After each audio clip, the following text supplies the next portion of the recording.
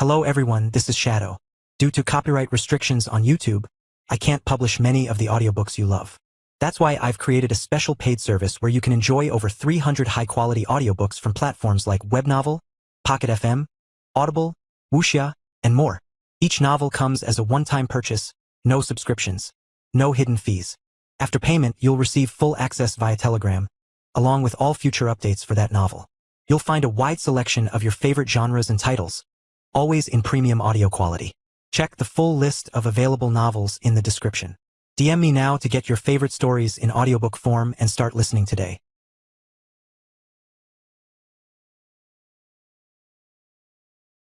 Chapter 668. Purchasing Godforge Pieces. After finding out the price for a Godforge piece, Michael decided that his sand dollars would be better spent if he followed the Duchess' advice. With 100,000 sand dollars in his pockets, he could buy 10 kilos of Godforge pieces. That's enough to transform 10 people into magnetics. I think you're right, Duchess. I'm going to try and purchase Godforge pieces with my money, he said to her. The Duchess nodded in satisfaction, knowing that Michael made a good business decision. She knew he could take his company to the next level if he strengthened the foundation of his allies. Can I buy it from you? He asked her. She nodded. For now, I can only provide you with 5 kilos worth of Godforge pieces. That's the only stock I have in my treasury, she said. That will be 50,000 sand dollars. Can I have a little friendly discount? He asked, half joking and half serious. No, she replied with a smile. As expected of the Duchess, she didn't come to play when it came to business. She was what you would call a ruthless businesswoman. Really? Even for a friend like me? He asked, doing his best puppy eyes impression. Nope. Business is business, she replied. But of course, Michael wasn't that bad at negotiations himself. What if I throw in an all-expenses-paid trip through all of the nation of Reborn's territories for a whole week? Her stern face softened for a bit. It seemed that his counterattack was quite effective. Give me 5 weeks and a permanent guest house built in the center of the nation, and I'll give you a 10% discount, she rebutted. I'll give you the house, but make the trip in just 2 weeks, he replied back. 4 weeks. He held out his hand for hers to take. 3. And you'll give me a 25% discount. Last offer. A few seconds later, the Duchess shook his hand. Deal, she declared. Both of them reached a win-win situation. Michael would get his discount on the Godforge pieces, and she would be able to spend a lot of time exploring and relaxing in the nation of Reborn without the responsibilities of a Duchess. He took out the pouch Reed gave him and gave the Duchess 37,500 sand dollars in exchange for 5 kilos of Godforge pieces. After receiving the money, the Duchess took out a piece of paper and wrote out an authenticated piece of writing that her attendants would recognize. Just give this to my Secret Service guys, and they'll give you your Godforge pieces. He thanked her before transporting himself back to the royal palace. Once he was there, he was greeted by 2 men in black and white suits. He recognized them to be 003 and 004, who helped him tremendously during the auction. He gave them the piece of paper, and without further explanation from him, both Secret Service men immediately knew it was authentic. Please follow us inside, they said. They led him through the wide gold-plated hallways of the palace, with the Duchess portraits littering the walls, and through the stairs that led further down into the basement. Eventually, they reached the castle vaults. This was their treasury. This was where the Duchess kept all of her most valuable items in store. This is where the Godforge pieces are stored, said 004. There was a giant circular door in front of him that was recessed outwards with no visible sign of a lock or an entryway. It looked like it was just a flat decoration on the wall. However, with his supreme skill, he saw complex magical mechanisms hidden from plain sight. Not only that, but there were about 10 different people hiding in the shadows, watching anyone that came near the vaults. These guys must be the other Secret Service. But aside from them, there was just one other person near the vault. It was a woman with long black hair wearing thin rectangular glasses and had a serious look on her face. You're Angela Montgomery, right? He asked, remembering her face back when he first arrived in the royal palace. Angela was the diplomat for the royal family and the Duchess' personal assistant, so it wasn't surprising that she was here, attending to the palace while the Duchess was away. That is correct, she replied. She took a small moment before continuing her words. I must admit that I was mistaken about you, she said. The Duchess told me earlier on that you're special, but I never believed her fully. I thought you'd be like any other genius I've seen in the world. A frog looking up at a well. But you've proven me wrong. She saw him defeat Alaric, who was already in the nascent spirit realm, while having such weak cultivation. Although it was only for a moment, this was still something that no other prodigy could do. Thanks. He liked the compliment, but he didn't know why she was saying all of this. He was also quite impatient since he wanted to get the Godforge pieces as soon as possible. "I hereby give you my permission," she said. "Permission? For the Godforge pieces?" "No. Permission to date my sister." He was speechless for a second. Sister? Dating? He didn't know what she was talking about. "Kukuku. How dense we are sometimes," Harbinger commented. "I believe that given the context, it seems that Angela Montgomery is talking about Yuna." ChatJK5 concluded. "You mean Yuna?" he asked, surprised. "Yes," Angela nodded. "I was a bit perplexed at first, wondering why my sister chose to side with your company despite her potential as a diplomat. But now I see why she chose you." This revelation left him speechless. He didn't expect to hear this news so suddenly. He didn't even know Yuna had a sister. "You're her sister?" he asked again. "Yes," Angela said, fixing her eyeglasses. "Did you not hear me?" "No, I just didn't connect the dots till now." Now that he thought about it, there was a small resemblance between Yuna and Angela. If Angela changed her expressions a little bit, then she could definitely pass off as Yuna's twin. "Also, permission to date her? We're just friends," he insisted. "Really? Then why is she returning to our family estate if not because of you and your company?" Angela asked him. This was the first he'd heard of this. He knew she went somewhere, but didn't know that she'd go back to their family territory. Why would she go there? "It's because she wants to finish her training, that's why. She was supposed to be a diplomat. But because of you, she has changed her focus on becoming someone like me, a counselor." Michael knew what a diplomat was. They were a group of Montgomerys who were considered neutral in every way possible. They had no biases so people would trust them to judge their cases. But he didn't know what a counselor was. She seemed to have noticed his confusion and elaborated. "A Montgomery has two choices in life. They could become diplomats or counselors. A counselor is someone whose main purpose is to help and guide a company of their choosing. They provide support and advice on a lot of things, including duels." Chapter 669, Godforge for Officers. Chapter 669, Godforge for Officers. Angela was a counselor for the Duchess. She was in charge of all the negotiations that the royal family had over any business or dealings in the world. She makes sure that the deal the Duchess was getting would be the best possible outcome for their group. Being a counselor is in complete contrast to the training that a diplomat was trained for. Instead of being unbiased, counselors had to learn how to be extremely biased towards their own party. Michael likened a counselor to an attorney or a lawyer retained by a company. They serve only the company, and no one else. You don't know how many people will be disappointed once they find out that Yuna became a counselor for somebody else. That little sister of mine is incredibly sought after. And rightly so. She is the most talented out of all of us. And that talent has drawn a lot of offers from top-level companies to become their counselor. There's so many companies trying to hire her that everyone decided that Yuna should become a diplomat instead. That's why she trained to become one. But now she's coming back to our estate to change that. She's now trying to learn the ways of becoming a counselor. Michael never thought that Yuna would be choosing such a major decision in her life because of him. She never really talked about any of that. She just told him that she liked the good that the Reborn company could do in the world. That's her decision. "I'll support her either way," he declared. Angela looked at him, narrowing her eyes to try and discern his thoughts. Only after a few seconds did she finally nod in satisfaction. "I see your genuinity. You won't make my sister's decision a bad one," she said. Then, she quickly turned around and cast some spells towards the vault. Multiple magic circles appeared coinciding with the wall, each one complex and stacked upon each other for encryption. Eventually, some kind of mechanism activated, with the circular vault doors opening to let Michael see all of the treasures hidden inside it. Angela walked inside the vault and eventually came out carrying 5 shiny silver boxes with a stainless steel-like surface polish. She walked over towards him and handed him the boxes. As soon as it landed on his hands, he could feel his heart pulsating with reactivity. It immediately noticed the Godforge pieces in its vicinity, urging him to absorb it as one of its own. He reined himself in. These Godforge pieces are not for him. "I bid you good luck on your journey, and take care of my sister for me. She's precious," Angela said, bowing to him. He bowed back. "I'll try my best," he replied. Now that he got the Godforge pieces in his hands, he immediately teleported into their headquarters in Metropolis. Once he was in the office, he immediately heard the familiar bickering of the siblings. "I told you to finish up those paperworks yesterday," Shiina shouted. "And you don't even have an excuse. You didn't practice your fighting skills at all." Zion waved away his sister's concern. "PSHH. It's better to play a game rather than do work." As usual, the 3 troublemakers and their 1 forgetful uncle had gathered to play their board games. Fudge, Zion, Vivi, and Grieve sat in a circle, passing around Uno cards with excitement. Shiina shook her head, disappointed. Then finally, she noticed Michael's arrival. Lord Michael, I apologize for what you Zion has been acting up a lot recently. He's just not doing any of the work that he's supposed to do.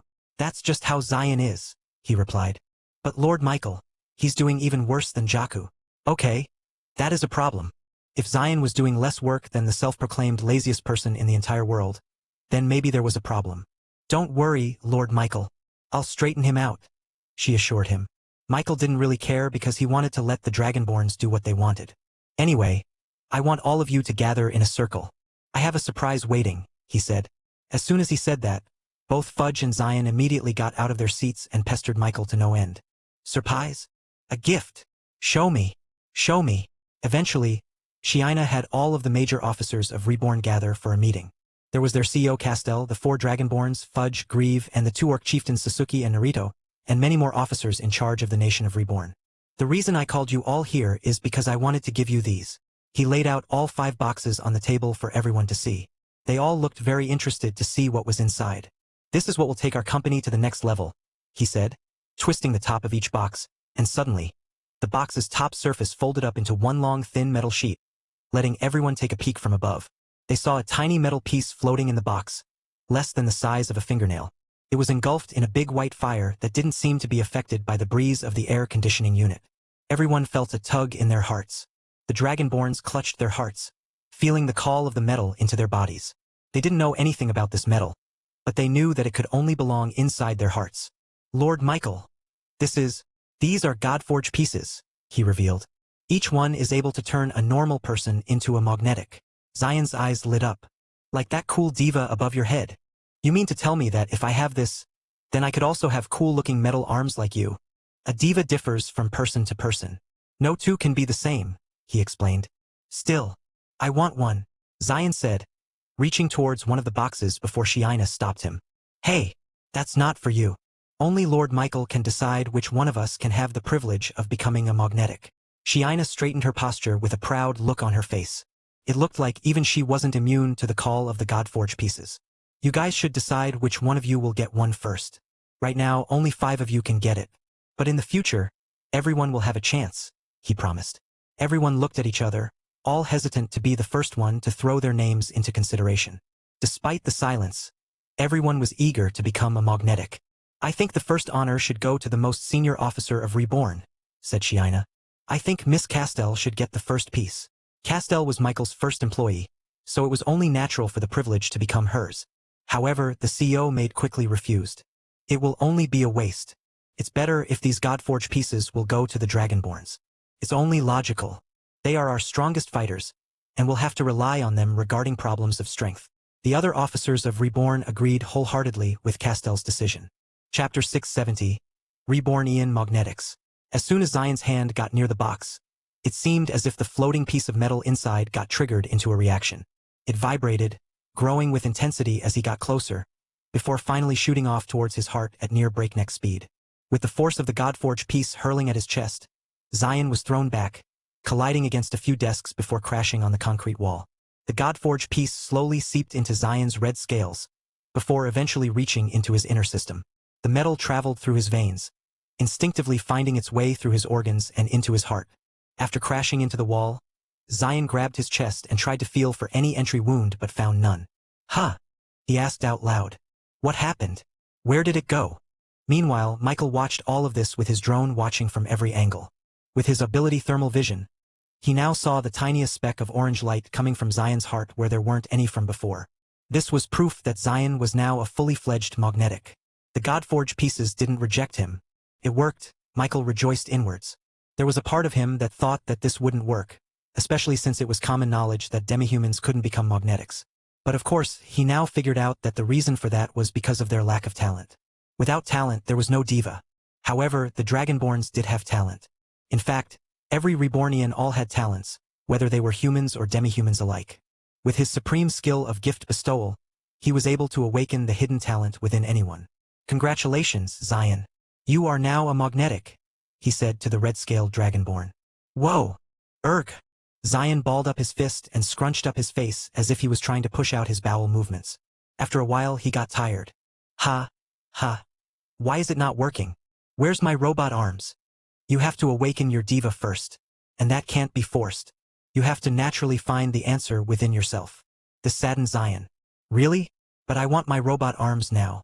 Is there some secret to awakening it faster? Even though he'd gone through this before, Michael couldn't give any concrete advice to Zion. After all, their divas would be completely different from one another, meaning that their realizations and breakthroughs would not be applicable to one another. If he tried to give advice to Zion, then it could push him into the wrong direction, further delaying his diva awakening. You just have to look within yourself to learn about your diva, he said, hinting at the subconscious void within everyone. That was where divas reside. Zion, be grateful that you even have a chance to become magnetic, Shiina reprimanded him. Lord Michael, may I have the honor of obtaining a box? He gestured for her to go ahead. Shiina then carefully approached the box. She reached out with her hand, preparing herself for what's about to happen. The Godforge piece inside vibrated like crazy before shooting off towards her heart. But unlike Zion, Shina's sharp eyes allowed her to follow through the Godforge piece's fast trajectory, as if it was her own arrow. She was able to brace itself as it shot through her chest. But even with that, the force was still enough to throw her back a couple of meters as her foot skidded on the ground.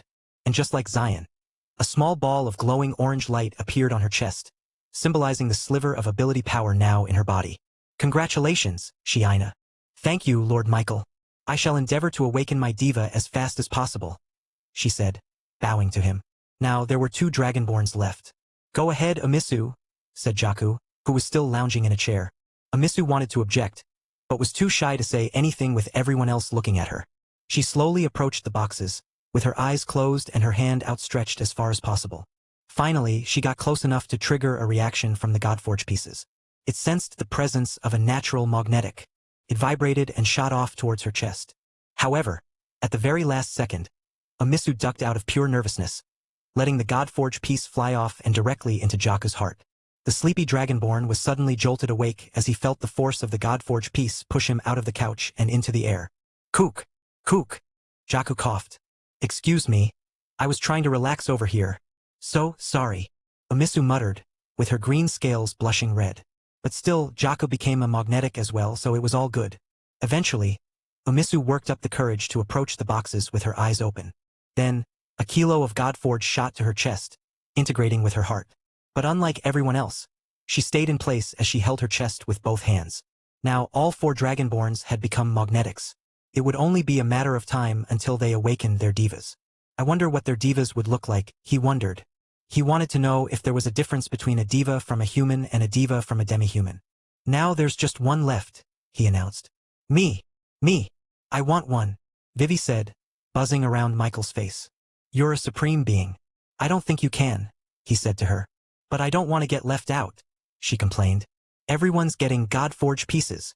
He didn't know why she was complaining. As a beastfolk, she could already use ability power without Godforge pieces. With Vivi out of the running, there was just one other person Michael wanted to have the Godforge pieces. And that was Grieve. It wasn't out of favoritism, but because he was curious whether an undead general skeleton could become a magnetic. His first thought was that it wasn't possible. After all, he had no heart, which meant that the Godforge pieces had nothing to cling onto. But it wouldn't hurt to try. Harbinger, do you think Grieve could become one? The skeleton? It would be interesting, but he doesn't have a talent. To test this out, he had Grieve come close to the Godforge piece and do as the others did. You feel anything? Oh no, I don't feel anything. Oh, it's because I don't have any skin, ho ho ho. Unfortunately, just as he suspected, Grieve couldn't become a magnetic. It was a shame. This just leaves one more Godforge piece to give someone. Just then, in the corner of his eyes, he saw something violet jumping up and down. He actively tried to ignore it. Is there someone else? He asked himself, racking his brains for an alternative. Master, I'm here, ready for duty. Fudge saluted. Anybody? Is there anybody else? He asked everyone. But no matter where he looked, Fudge would always jump up and present himself to him. Sigh. If there was someone he didn't want to give any more power to, then it would be Fudge. The things that this little mischievous devil could do with reality-bending abilities were terrifying to think about. Chapter 671, Newbie Magnetics. Eventually, he relented and presented the box to Fudge. And unfortunately, as soon as the Godforge pieces got close to the little slime, it shot out towards his body and integrated into his amorphous gel structure. He was half wishing that monsters couldn't become magnetics, but it seemed that the only criteria that it needed was a talent. As long as someone had it, then they'd be able to become one. Fudge chuckled. Despite having Fudge's body being made out of a semi-translucent gel, Michael couldn't see at all where the Godforge pieces disappeared to. He thought he'd be able to see the metal neatly placed inside Fudge's body, but it seemed to have disappeared. He then used his ability vision and peeked through Fudge's internal structure and finally saw the glowing orange light in his nucleus. "How do you feel?" he asked Fudge. "Better than ever, Master. My diva shall become the very embodiment of the shadow," Fudge declared. All in all, he was quite excited to see their divas. This would be the first time in history that demi-humans and monsters became magnetics. Meanwhile, in Metropolis, the streets were busy with activity, with royal guards hanging colorful strings on rooftops, and laymen and companies alike repainting their buildings to look as presentable as possible. The day of the parade was coming incredibly close. Many have received word that the convoy of tourists coming from another continent was only days away before they reached Metropolis. And to celebrate their arrival, many took it upon themselves to decorate the streets and make the tourists feel as welcomed as possible. The strings littering the skyline of Metropolis had flags hanging on them, creating an alternating pattern. There were 5 different kinds of flags. One was colored with a deep red with golden etching of a fearsome dragon opening its mouth and breathing fire. This was a flag to welcome the Draconians. The other flag was colored blue and aquamarine. The design stitched onto the middle was something that all companies were familiar with, the sand dollar, which was enclosed in a clamshell and replaced where a pearl should be. Another was a flag with a primarily white color with a gold outline. The symbol in the middle had a green stitching of a giant and lushful tree, which represented the immortal connection that the elves had with nature. Next was a flag with a violet and dark burgundy color. Stitched into the middle was a depiction of a fearsome bat with its wings spread wide and its fangs dripping red blood. This represented none other than the vampire race. The other flag was quite different from the rest, as the material it was made from wasn't the usual silk or linen. Instead, it was real, genuine fur from a wild canine animal. This flag was for the ever-changing werewolf race. All 5 flags represented the major races in the whole world, each under a specific supreme being. The dragons had the draconian queen. The mermen had the ocean king. The elves had the celestial elf. As for the vampire and werewolf race, they were both under the same supreme being, the monster queen. Before the end of the week, the whole of Metropolis would be welcoming 5 new types of visitors entering the lands. It would be a joyous occasion for all, and especially for the companies. The potential treasures they could obtain from this parade could change their very lives. If one was lucky enough to be in the parade route, then they'd be front and center when the tourists arrive, leading to more exposure and therefore more treasures. Due to this, a lot of companies were trying their hardest to squeeze inside the parade route, creating small stalls by the side of the streets and blocking the building behind it. Of course, this caused a lot of commotion, with many demanding their destruction and some saying that it wasn't illegal to do so. This was a big headache for Alaric. Since he was the one who put all of this together, he was in charge of its maintenance as well. Since he had the most visibility in the parade route, he stood to gain a lot of money from the visitors. But if a lot of problems arose during the parade, then he'd be the one to blame, causing him to lose a lot of money. Alaric paced back and forth, his chains clinking at his side. "Is there still no news from the palace?" he asked his employee. "No, sir." They all answer the same thing. The Duchess and her royal family are away from their palace. During the most stressful days in Metropolis, the Duchess conveniently disappeared and left all the responsibility of the parade to Alaric. "They're gone without a trace. Where could she have gone?" Back in the nation of Reborn, the 5 newbie magnetics were all busy doing their own thing to try and awaken their divas. Shiina took to the practice range, shooting arrow after arrow without stopping. And with each shot, she challenged herself by moving the target 10 meters backwards. Beside her was Umisu, who was also using a practice as a means to awaken her diva. She swung her spear, creating a large gust of wind through her attack. Compared to them, the other would-be magnetics were trying a completely different approach. Jaku, as per usual, sat in the shade of a tree and slept the whole way through their practice sessions. He hoped that his diva would awaken automatically. He didn't care if it took a month or a year. As long as he could do it sleeping, then he would choose that option every time. "You're really just going to sleep?" Shiina said, shooting a disapproving look at her older brother. And without opening his eyes, Jaku responded, "Working out doesn't guarantee a diva awakening anyway." Knowing that he couldn't be changed, Shiina changed her focus to her troublesome little brother, Zion. At least Jaku got to the training area. Zion didn't even appear at all. She was sure to find him somewhere around their nation, playing with the other troublemakers. But as much as she wanted to force them to train with her, Jaku was right. Training didn't guarantee an awakening. In fact, even with hours of shooting arrows non-stop, she still couldn't feel that ability sensation that Michael told them about. She felt nothing from her heart, where the supposed Godforge pieces were supposed to be. She then sought out Michael for some advice. "I apologize, young master. I couldn't awaken my diva." Michael waved off her worries. "It's not a race, Shiina. You can't force these things. It just happens. You may not feel it now, but your diva will appear the moment you truly need it." He spoke straight from experience. "All right, young master. I shall keep on trying," she said. Michael expected this outcome. It was very hard to awaken a diva without proper stimulation. He was only able to awaken him during an intense fight. While the Dragonborns were having trouble with their diva awakening, Fudge was focusing on something entirely different. The little slime was on a roof in Batrock Town, overlooking a group of people kneeling at a statue of the Iron Maiden. He. Fudge chuckled. He was happy seeing the Iron Maiden religion grow to such numbers. Surprisingly enough, if Michael saw him right now, then he'd be able to see the Godforge pieces in Fudge's body grow a little bit brighter. Chapter 672. First Day of Parade. While everyone was preparing for the arrival of the tourists in Metropolis, Michael was focusing extremely far away from it. He was now looking on to expanding his tourist attractions. Into Cthulhu's Void was a massive success, earning him 100 tickets a day at the minimum. Their customer base had been continuing to grow as more and more mermen found out about it. Of course, this was all thanks to Reed and his influence. The man followed through with his promise and advertised the roller coaster to any merman that he could reach out to. On days that he wasn't accompanying Nixie for her daily therapy roller coaster guide, he was journeying off to the edges of the shores to find mermen who came to visit the royal continent. He was sure that he could get 15,000 sand dollars in a month if this trend kept going. But even though that was good, Michael wasn't satisfied. He knew that he could earn a lot more sand dollars if he fulfilled the second theme ride that he'd been planning about. Into Cthulhu's Void was something explicitly designed to stimulate excitement and fear in its riders, allowing them to strengthen their Tao hearts without having to move a single muscle. But this wasn't the only to battle the beastfolk's curse. As long as they had an extreme emotional reaction, be it either fear, distress, happiness, and even laughter, then they could stimulate their Tao hearts enough for it to grow and become stronger. His plan now was to target all emotions, not just fear. So, the second theme ride that he was going to build was one that was a lot slower, but a lot more wondrous in its showing of merman culture. He was going to recreate the extinct animals from the sea and stimulate the mermen's imaginations about life from a few million years ago. With another roller coaster, he could effectively double his income. But in order to do that, he needed to gather a lot of fossils. Barnaby already gave him some fossils through his connections, but it only contained basic animals and fishes. He wanted something more majestic like the megalodons and colossal squids. He therefore talked to Reed to ask him about any idea where he could ask for fossils. "You're building another roller coaster? Superb!" Reed exclaimed. "Having another source of nourishment for my daughter will always be welcome. Do you know anyone that collects fossils?" Reed crossed his arms and smiled. "In fact, I do. I know just the person who will have a varied collection of antiques that will surely contain sea animal fossils." Hearing this made Michael extremely glad that he met Reed.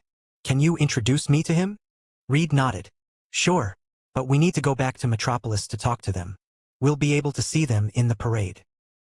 Finally, the day of the parade had arrived. Michael and Reed were transported into the Reborn headquarters very early in the morning. And as soon as they landed in Michael's office, they heard the sounds of rumbling from above them.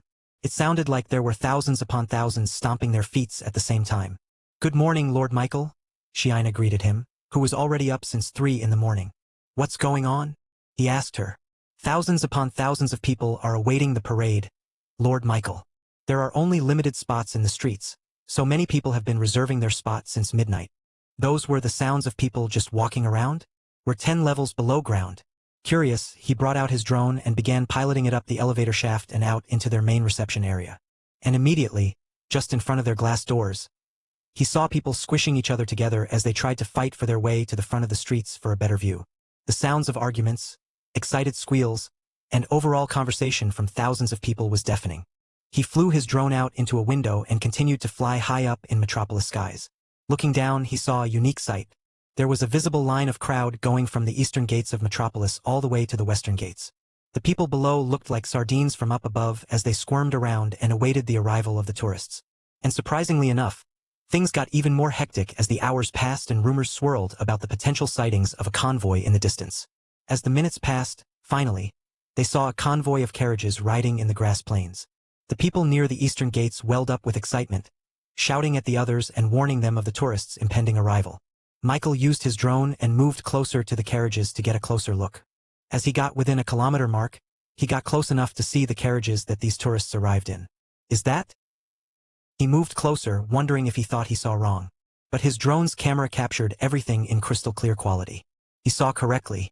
What he thought were carriages turned out to be coffins instead. There were hundreds of floating coffins slowly making their way towards Metropolis at the same speed as a horse. He used his supreme skill to try and see what was inside. And to his surprise, he didn't see light mana anywhere in the coffins. All of them were filled with necrotic energy instead, which was a combination of dark, light, and poison mana.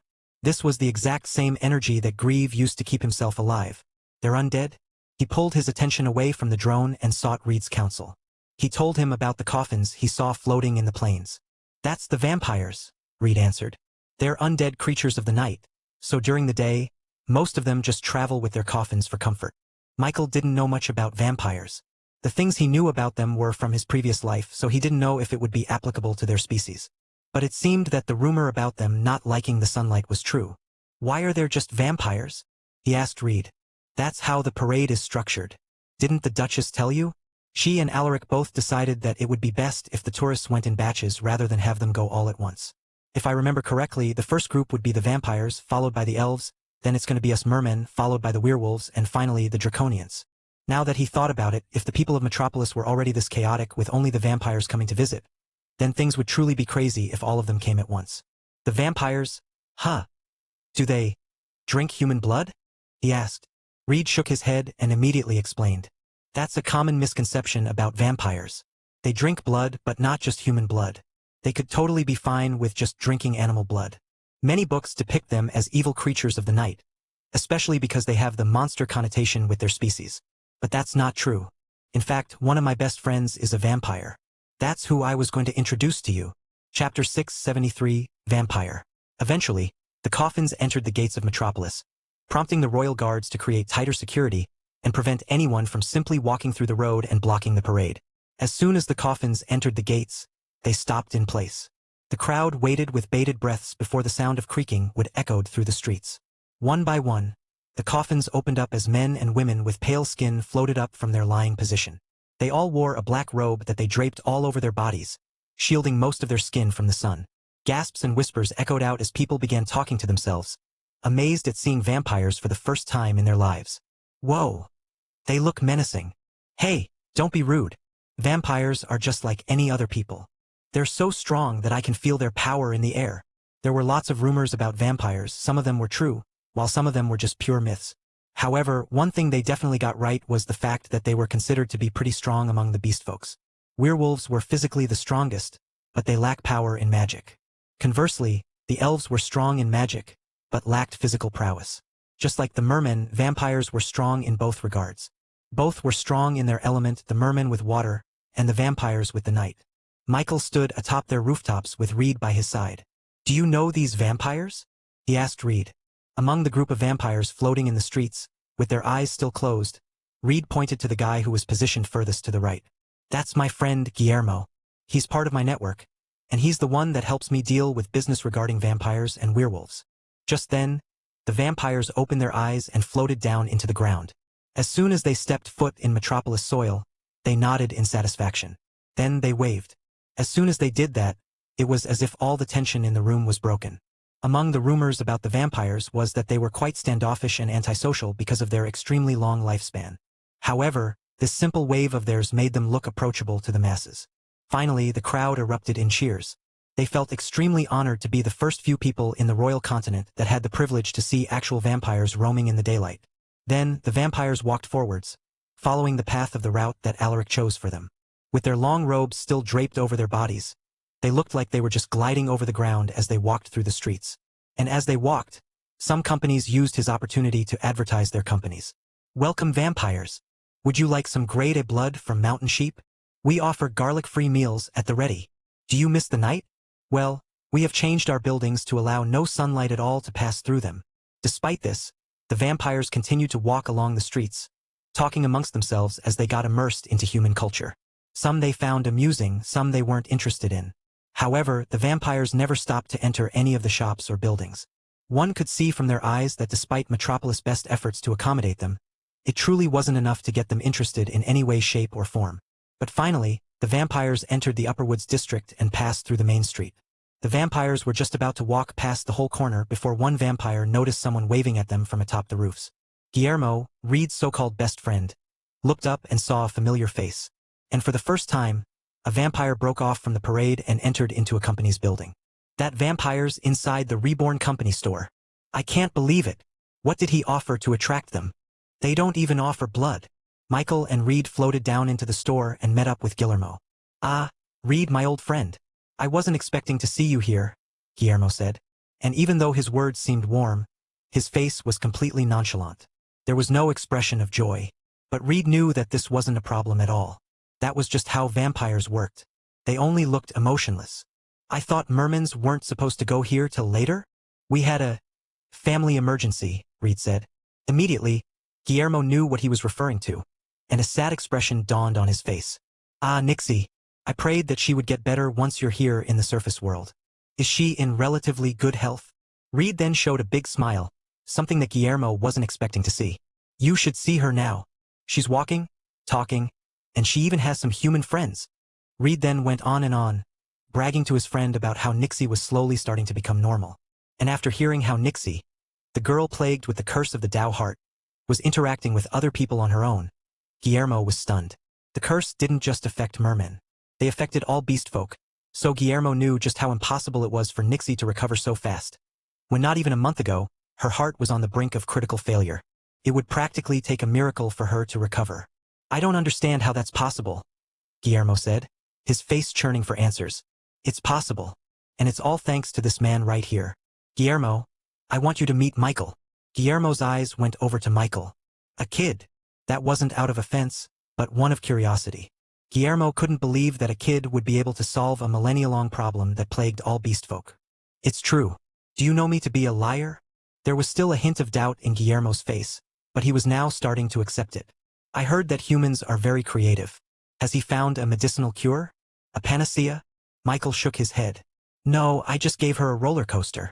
Of course, Guillermo had no idea what that was. Oh, you should see this roller coaster, Guillermo. It's an amazing feat of architecture that trumps anything that you've seen in the surface world. I even think that your Tao heart will feel stimulated. Guillermo was quite shocked to hear that. Reed knew just how much a vampire's Tao heart was hard to stimulate, so he wouldn't say those words just for nothing. Truly? If that is so, then my family will be more than pleased to see it. Why not? We'll go there right now, he said, extending an invitation. Ah, but I cannot be too long away from the parade. It is our duty and obligation to be in Metropolis at least for a day. Guillermo respectfully declined. Don't worry, Michael said, waving away his worries. It will only take a few minutes. Michael used his shadow transportation skill as his shadow enveloped the three of them in an instant. Chapter 674. Guillermo. Guillermo was startled seeing the shadow warp around him. It almost made him think that another vampire was around them casting it. But then, he realized that the shadow was coming from the golden-haired boy. Then a few seconds later, the shadow subsided and Guillermo found himself in a completely different location, far away from the bustling city life of Metropolis. A slow sense of realization showed on Guillermo's face. He had completely underestimated the boy because he knew that manipulation of shadows was not an easy technique, and certainly not something that could be used to transport people at incredibly large distances. Reed then nudged him with an elbow, waking him up from his stupor. What do you think, eh? The boy's good. Huh. I think even the high-bloods will be impressed to learn that a human could command the shadows just as well as them, Guillermo replied. This impressed Reed, as he knew that the high-blood vampires were considered to be royalty among their species. Michael, I didn't know you were good at magic, Reed said, completely unaware that Michael had other talents besides creating roller coasters. It's nothing, Michael shrugged. Anyway, what do you think of our roller coasters? Guillermo looked up and saw the giant statue of Cthulhu looking down at him. Chills ran up his spine. Looking at this figure made him feel as if he was looking at the real primordial beast of the sea. Then, he saw the humans and mermen alike riding on a metal vehicle that slowly scaled up Cthulhu before ending up entering in its mouth. After hearing the echoing screams of the people as they descended into the darkness made Guillermo worried. Shouldn't we save them? Ha ha ha. Brother, that's not screams of distress. That was screams of excitement. Guillermo couldn't understand the reasoning as to how people would feel excited being swallowed whole by Cthulhu. Then, a few minutes later, the vehicle was spat out of Cthulhu's mouth, releasing a gust of mist that sprayed in the air. The roller coaster slid down back the railings before stopping at the base. Reed approached the vehicle, welcoming his daughter with a huge smile on his face. Having fun, dear? Nixie looked back up at him and nodded excitedly. Yes. Guillermo walked forwards, seeing the liveliness in Nixie's eyes firsthand. She talked. Not only that, but as a vampire, Guillermo had an inherently strong sense for blood flow within a person. When he first met Nixie, he almost thought that she was undead like them because of the lack of activity in her heart. But now, it was pumping healthily like a normal child. He couldn't believe it. The curse was being cured. Amazing. I didn't believe it was possible, Guillermo muttered. My daughter can even jump now. Nixie, come show you Godfather, Reed said proudly. But before Nixie could say anything, she suddenly heard her friends call out to her. Nixie, come on. We're going to go for another one. The Duchess' 4 royal grandchildren were already in their seats, with one of the seats reserved for Nixie. The little mermaid showed longing in her eyes. She wanted to be with her friends. However, Reed was still busy proudly showing off her improvements in health. Reed, I think Nixie wants to be with her friends, Michael reminded Reed. Oh, my bad, dear. Go on then, he said, pushing her back towards the roller coaster. Then, they all watched as the group of kids went on another merry ride through Cthulhu's mouth. This is truly unbelievable. This roller coaster. It raises everyone's heart rates to the maximum. Their Tao hearts are getting nourished and fulfilled. You created this. Hearing that praise made Michael proud of his creation, which was why he wanted to create more. Yes, I did. And I'm planning on creating another one soon, he replied. He wants some fossils of sea animals. The more ancient, the better, Reed added. I told him you have that in your collection, right? Guillermo nodded. I do. Michael, vampires are really good collectors of antiques. Their long lifespans allows them to gather a lot of items from history that others would consider ancient. If they have a really good supply of high-quality blood, then they can go toe-to-toe with the elves in matters of longevity, Reed said, hyping up his friend. If fossils are what you need, then I can help you with that, Guillermo said to Michael. After the parade, I shall let you have a tour in my coffin. With another source of fossils, Michael was one step closer to creating the second roller coaster. And while he was thinking about the future, he suddenly realized something. Guillermo, if vampires go through this roller coaster, do you think they'd like it? He didn't just want to target the mermans. He wanted to target all the beast folks. If he could expand his market to vampires, then he could surely increase his income of sand dollars by manyfold. I can see some of us become excited at the novelty, Guillermo honestly replied. However, we are not as scared of sea monsters than the merman. I don't think it's going to have the same reaction you would want. Guillermo had a point. After all, Michael only designed Into Cthulhu's Void for the merman demographic. If he wanted to build something that would attract the vampires, then he needed to find their likes, dislikes, and weaknesses just like he had with the merman. What do you think would work? Michael asked. Is there something you find interesting in this place? Guillermo pursed his lips. If I am going to be honest, we have yet to find something interesting in Metropolis or the Royal Continent. Right now, the things that people offer us are still superficial. For example, they're trying to sell us blood. But why would we buy it from them when we have already perfected the production of high-quality animal blood? The only interesting thing I've seen is your roller coaster.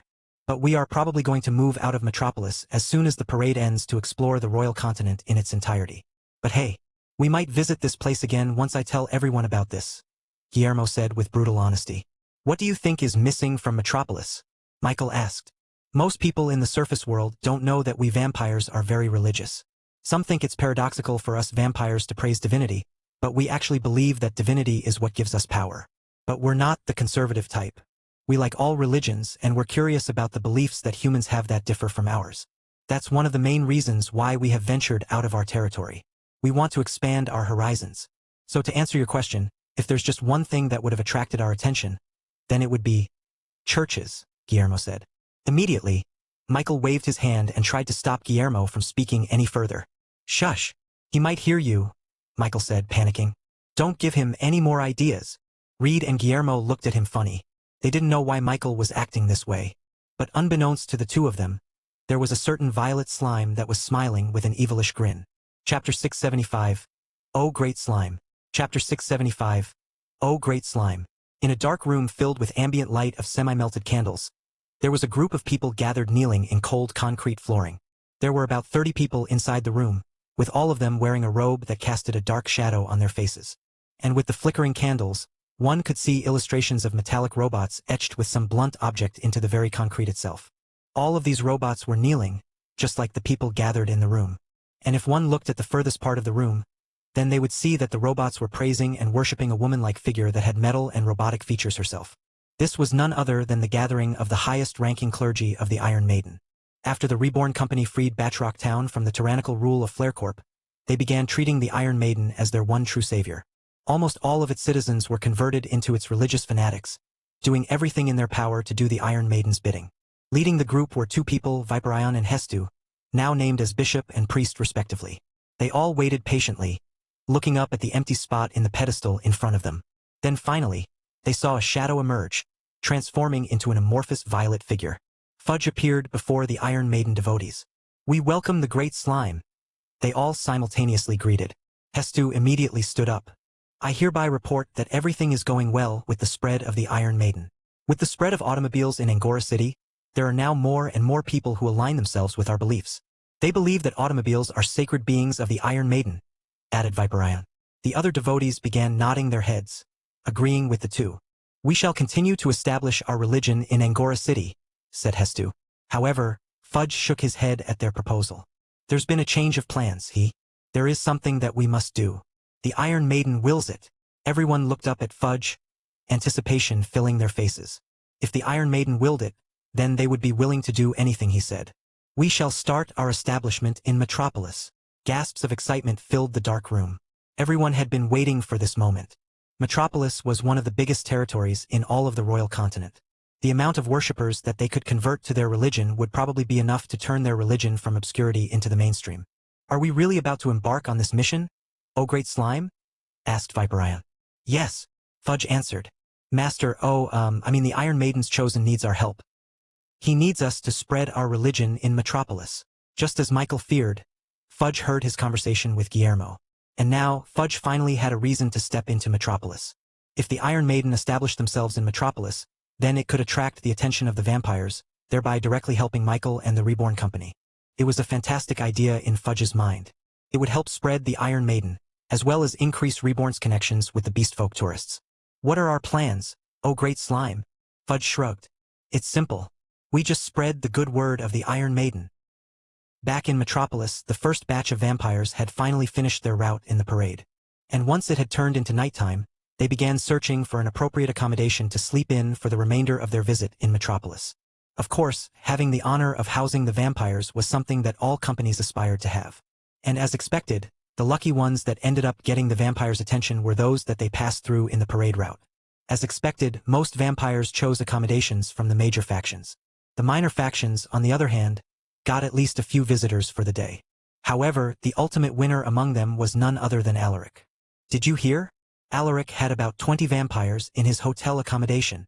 Wow, with all 20 vampires paying $1 each day, then he could earn $600 in a single month." Most, if not all, of the Beastfolks had their own currency in their native homeland.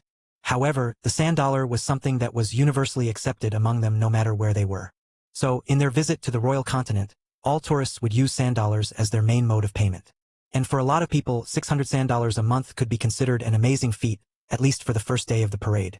And as the days passed, that number would increase even more, possibly reaching an income of $100 a day. Of course, most thought that Alaric would only hit that goal during the peak of the parade, when all 5 species had their turn entering Metropolis. That was also what the other companies were hoping for. Even if they didn't have any customers for today, they could definitely have more tomorrow as long as more Beastfolks saw their stores in the parade route. But for the companies that didn't have a store directly in line to the parade route, the chances of them getting any business with the tourists were nearly zero. This left a lot of companies saddened and full of regret that they didn't get a spot in the parade route sooner. "The rich get richer, and the poor get poorer," said one man as he looked at all the happy faces of businessmen celebrating the parade. He had a point. After all, only those who were rich got the means to get a spot in the parade route. "Hey, what's wrong, friend?" Just then, the man saw a robed figure approach him from a dark alleyway. "You seem sad," the robed man asked. "Yeah, there's just no way for me to compete against them," the man replied. "Well, you're in luck, because what I'm about to tell you may change your life. Have you ever heard of the Iron Maiden?" Then the next day, a new batch of vampires strolled through the eastern gates of Metropolis and followed the parade route to the western side. And just like before, companies were fighting against each other trying to attract the vampires towards their territory. But while everyone was so busy with the parade, not many people noticed the emerging number of Iron Maiden believers in Metropolis. It started with a few people numbering only in a handful, But soon, it had spread to more than double its size and continued to grow exponentially as news spread. The Iron Maiden is real, I tell you. What? I've never even heard of them at all. Another person interrupted their conversation. That's because they operate in the shadows. Really? Yeah, I've seen it in my own eyes. You won't believe it, but all members of the Iron Maiden had their own automobiles that they worship. They say it's a sacred living thing that the Iron Maiden created. Eventually, the name Iron Maiden began popping up in conversations left and right, which Michael immediately noticed. Chapter 676. Register Religion. Michael sighed as he heard the news. Even if he didn't go snooping on his own, he would have heard about the emergence of this new Iron Maiden religion purely from the hushed conversations and whispers among the people waiting around in the streets. He truly couldn't believe that Fudge was able to spread Iron Maiden that fast in just a matter of a single day. Fudge! He called out into his shadow. Silence. Fudge! I will count to 3. 1, 2. Finally, his threats seemed to have worked as Fudge jumped out of his shadow and lovingly dove into his arms. He dodged, with his hands crossed against his chest. What have you been planning? He asked Fudge, eyeing him suspiciously. You better not be thinking of doing anything nefarious. Fudge brought up his blobby hands in innocence. Master, how could such an innocent slime like me become nefarious? I'm just a ninja. Really? Then what's this I hear about the Iron Maiden religion? Surely you had nothing to do with it, right? Beads of slime appeared on Fudge's forehead. Iron Woman? I don't know them, ha ha ha. But worry not, Master, they have good intentions about their spreading of the Iron Maiden. I heard that vampires have a positive reaction to organized religion. The Iron Maiden could definitely help Master become friends with them. Michael stayed suspicious. And I wonder where you heard that? Somewhere. Anyway, Master, you don't have to worry about the Iron Maiden religion, Fudge assured. And Michael believed him. I know I don't. If any problems arise, then I won't interfere at all. Yup, I'll take care of it, Master. Fudge answered, seemingly admitting to the fact that he was the one in charge of the Iron Maiden. Michael watched as Fudge merrily hopped out of the room, thinking that he had succeeded. I wonder if Fudge knows that it's not that easy to establish a religion in a large territory like this. Whatever. It's his problem. Another day passed and another batch of vampires entered Metropolis, with this batch being a lot more than before. There were probably close to 1,000 vampires now directly inside Metropolis at this point, and it would only continue to grow in the future. But strangely enough, there was something else outpacing their growth in numbers.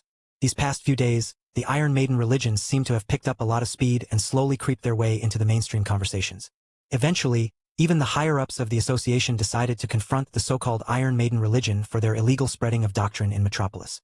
After all, like companies, religious groups couldn't just simply plant down their flag in Metropolis and operate as normal. They had to go through the proper steps and channels in order to register their religion into Metropolis. New religions weren't illegal. They just had to make it official. We have had a roadblock.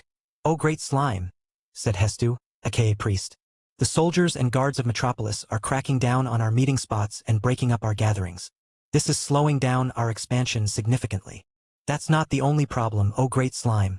We are not able to hold on to our new members because they cannot be tethered into a specific place to start their worship into the Iron Maiden. Unlike the other territories that they had spread into, Metropolis was a tightly packed city with no open spaces. This meant that they couldn't have their own gathering spot that their members could converge into. They needed a church.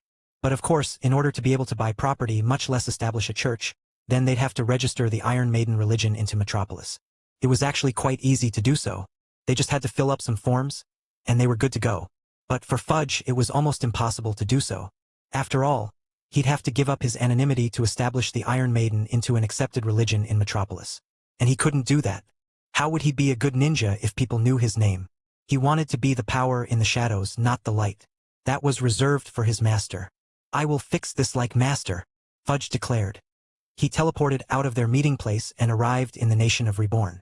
As soon as he landed in the parched lands, he heard the sounds of cheers and shouts echoing from the stadium in front of him. Right now, there was a baseball game going on that sold out the seats for the entire arena. Fudge turned himself into a shadow and sneaked past the bleachers, before eventually landing near the most prestigious spots in the arena, the front row seat behind the home plate. Woo!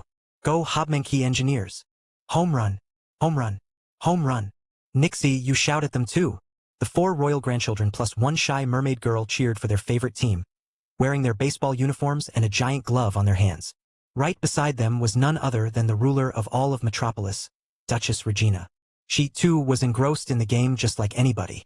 She was drinking beer and eating hot dogs, making her seem just like an ordinary person and not an unapproachable duchess. Such an exciting game. We should have this in Metropolis, she praised. Once the inning ended, she sat down back in her seat and sipped her beer. Hello, Fudge. Care to join me? She greeted. Fudge emerged out of her shadows and immediately jumped into her lap. Duchess, you like our nation, right? The Duchess nodded. She didn't deny that she was having fun these last few days. I am, she replied. I have half a mind to extend my stay a little while longer, to be honest. But Master probably won't like that, would he? No, he won't, the Duchess replied. She then looked at Fudge and saw the scheming look on his face. What are you suggesting? Hee, Duchess. What if Master has his hands full doing business with the vampires? Then maybe he'll forget that you were even here. The Duchess raised her brow, interested. And what do I have to do to help that? Please approve this request. With the Duchess' express approval, the expansion of the Iron Maiden continued unimpeded.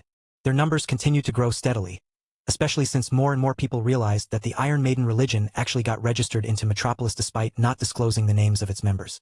The Iron Maiden must be looking down upon us. I believe in the Iron Maiden. If she could make something as wondrous as the automobiles, then she can build more amazing stuff in the future. All cease and desist orders about the Iron Maiden were rescinded. Once Michael caught wind of this, he realized what Fudge had done.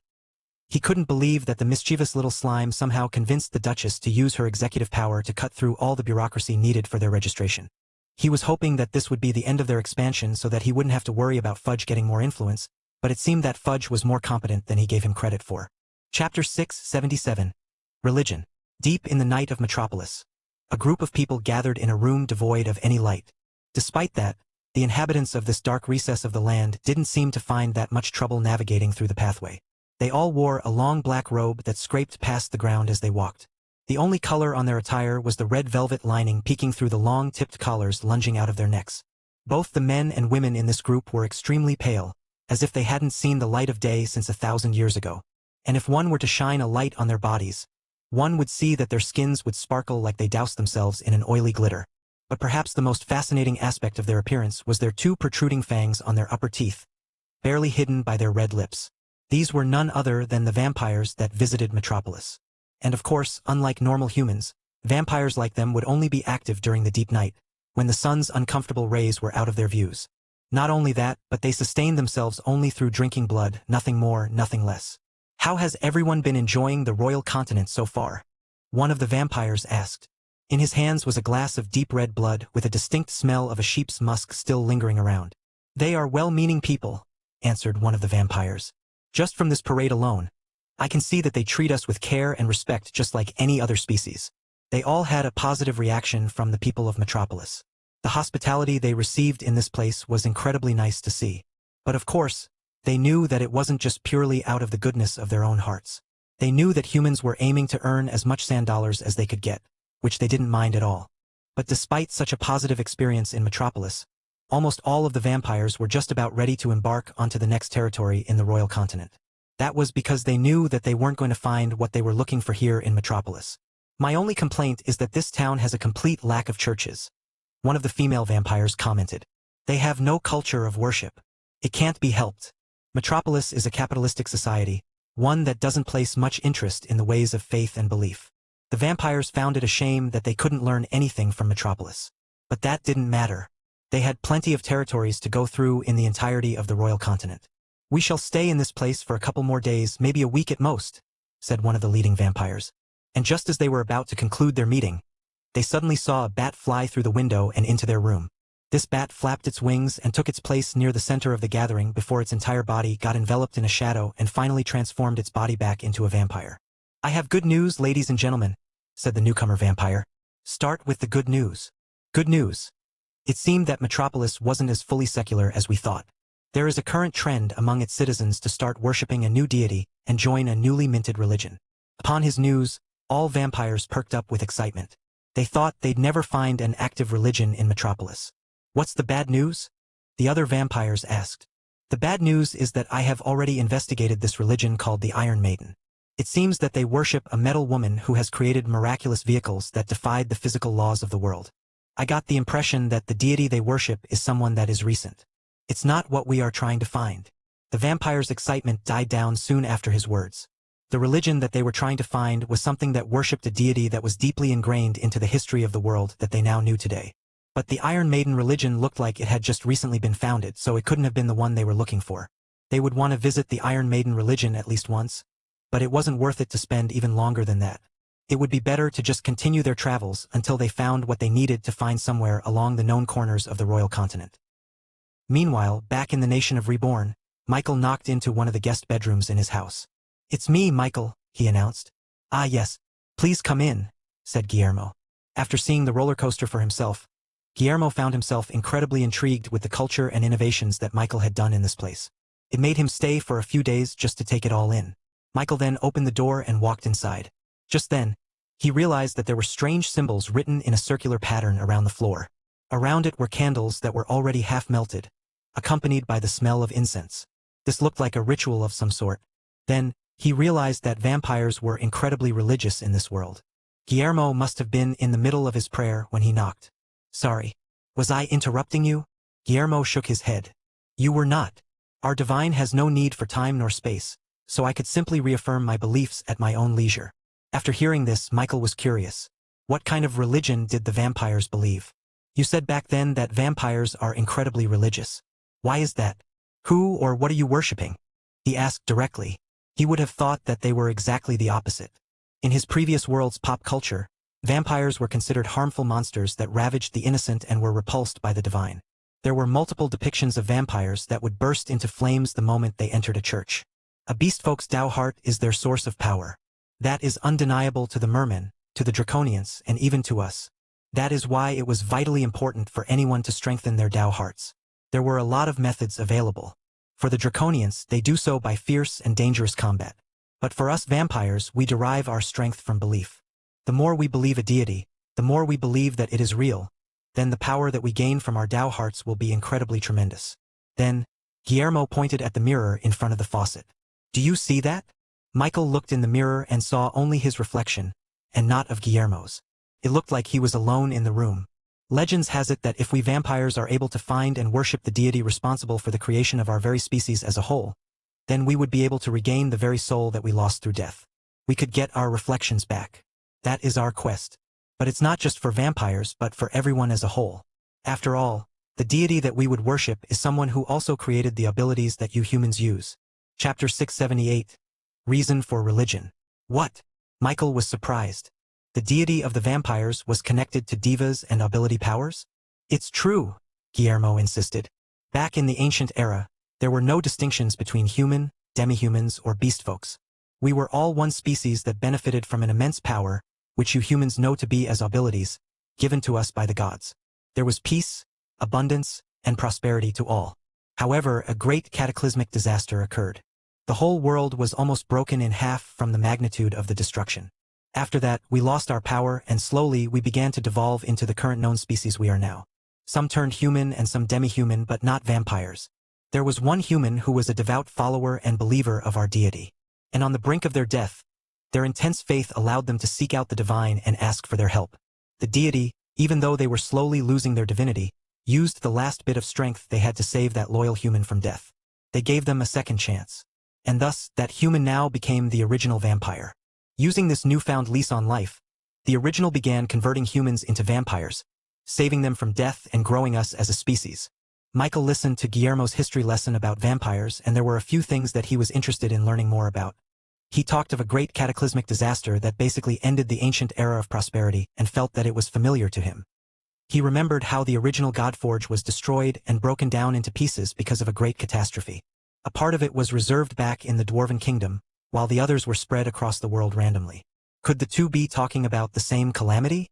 It made sense because according to the Dwarven King, the Godforge destruction also happened when the ancient era ended. So, before this great cataclysmic destruction in the ancient era, people wielded both unity and abilities? He already knew that back in the ancient era, people didn't have just one mastery of a mana element.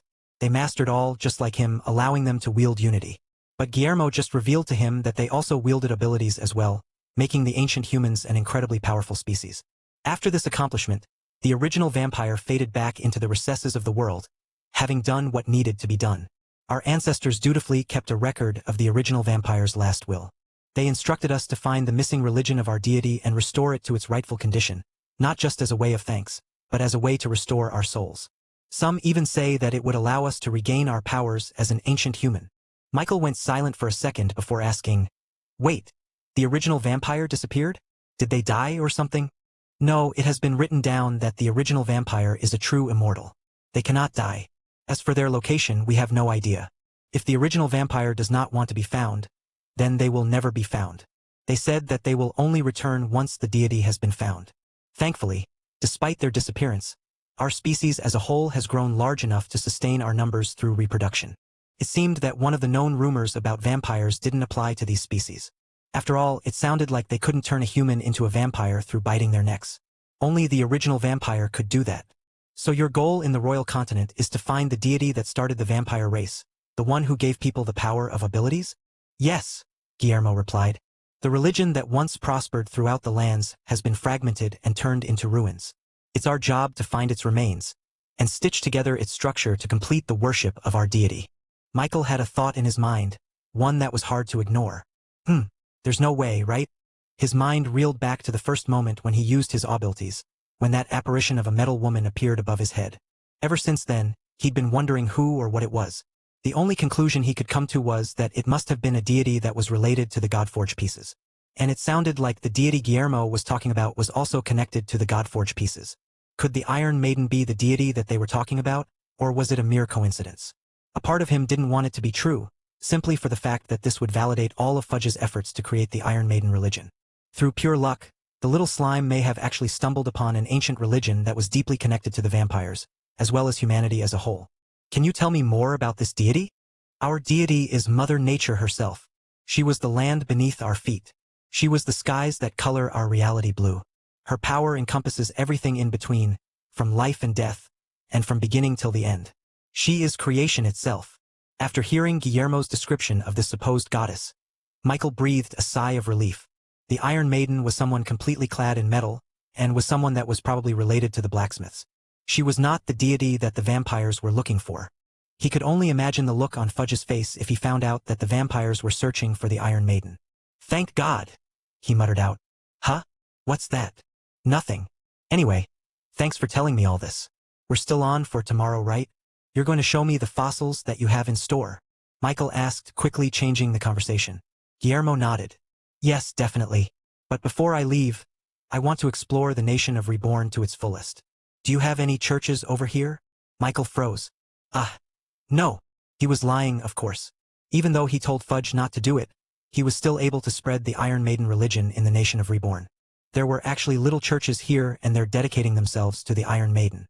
As much as he wanted to stop Fudge, he was a firm believer in everyone's freedom to practice any religion that they wanted, even if it was something that Fudge created all on his own. Still, he didn't want Guillermo to see the churches. He had a bad feeling about it. "Are you sure? I'm feeling quite a lot of pious energy in this place. We vampires are quite keen on that, you know. If fairies can sense emotions, then we vampires can sense faith and belief. And there's a lot of that in the nation of Reborn." Michael's smile twitched. Now that you mention it, there may be some churches here," he admitted. "But I don't know if I'll be able to take you there." "It's all right," Guillermo said. "I'll just fly there myself." And before Michael could stop him, a shadow enveloped Guillermo's body as he slowly turned himself into a bat. Then he flew off, following the direction of pious energy in the air. Chapter 679, Iron Maiden Church. Chapter 679, Iron Maiden Church. Michael reluctantly followed Guillermo through the skies of the nation of Reborn before the bat landed near a small little church made out of a metal that mimicked an old-style brick architecture. They both landed near the doors, seeing all kinds of Iron Maiden symbols all over the church's walls. Depictions of a benevolent metallic woman had her hands spread to the side, seemingly giving and gifting an automobile to the humans below her. A metallic statue of the goddess was erected on top of the fountain on the front, which was spewing out water that entertained the kids watching from afar. "Interesting," Guillermo said as he transformed back into his vampire form. "This church has a lot of devotion in it. I could feel the conviction of whoever built this on the very walls itself." "Aha, I'm sure they did," Michael replied sarcastically. They both entered the doors, finding themselves in an all-metal room with rows of pews on the side, and a red pathway that led into an altar to the front.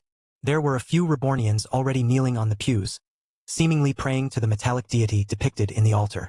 "This is quite a unique religion," This Iron Maiden. It seems modern. Modern. That's right. Michael nodded. It's definitely not the religion that you're looking for. Have you satisfied your curiosity? Should we go now? He asked Guillermo, but the vampire shook his head and took a spot on the front pews. Guillermo looked around him and copied the way that the people around him worshipped.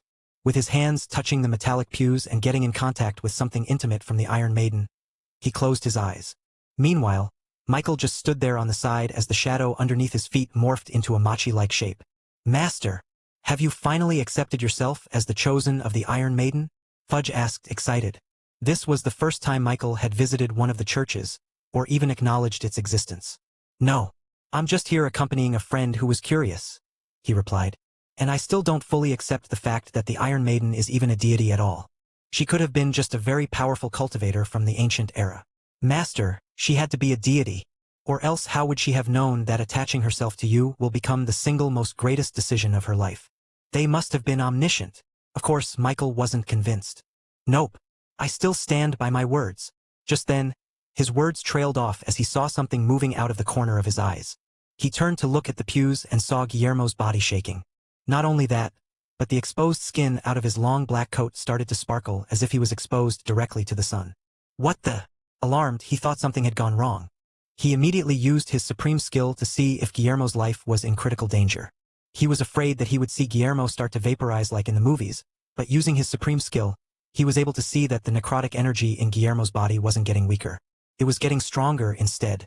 Not only that, but he was starting to feel a sense of pressure around him as Guillermo started to emanate a strong ability power coming directly from his Dao heart.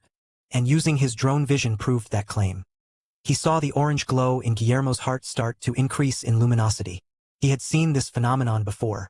He saw this exact same thing back when little Nixie first entered the roller coaster, and her heart started to get stimulated enough to facilitate its growth. Now somehow, just this little prayer allowed Guillermo to experience that same growth. Look, Master. Even that guy believes in the Iron Maiden more than you, said Fudge.